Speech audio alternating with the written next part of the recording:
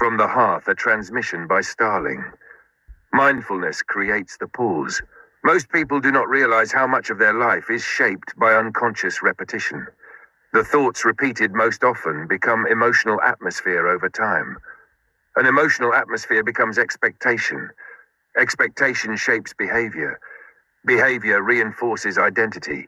And identity begins organizing reality around itself. Not because people are broken, but because the nervous system learns through repetition. This is why so many people feel trapped inside patterns they do not understand. Because eventually repeated thoughts stop sounding like thoughts and start sounding like truth. I always fail. I'm not enough. I can't handle this. Nothing ever changes. People always leave. I'll probably mess this up. Thought after thought. Day after day. Year after year. And slowly the nervous system begins rehearsing limitation as familiarity. Many people believe manifestation is simply positive thinking, but true transformation goes much deeper than that.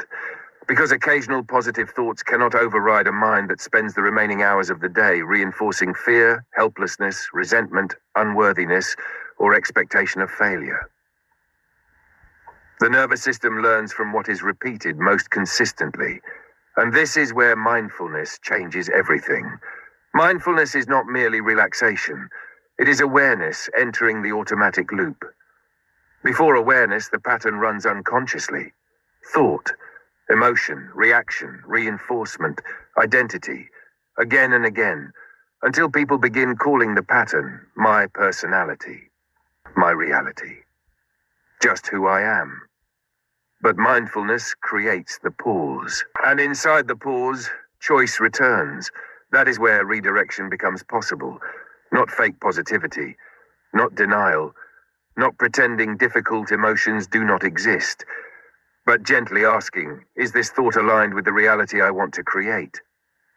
And little by little, the internal language begins changing. I can't do this. Becomes, this is difficult, but I can learn. I always fail. Becomes, I've survived difficult things before. Nothing ever changes. Small shifts repeated consistently create change. I'm not enough. Maybe I've repeated unworthiness so often it began feeling true. This is how the inner landscape changes, not all at once, not through force, but through awareness, through repetition, through redirection, through conscious participation. Because people are conditioned, but not condemned. Many inherited patterns unconsciously. Many adapted in order to survive. Many absorbed emotional environments long before they understood what they were absorbing. But inheritance is not destiny. Awareness changes things. Choice changes things. Presence changes things. And slowly, the voice inside transforms from punishment into guidance. This is not about perfection. It is about learning to consciously participate in the reality continually being created within. Reprogram your inner landscape. And little by little, people begin returning to themselves.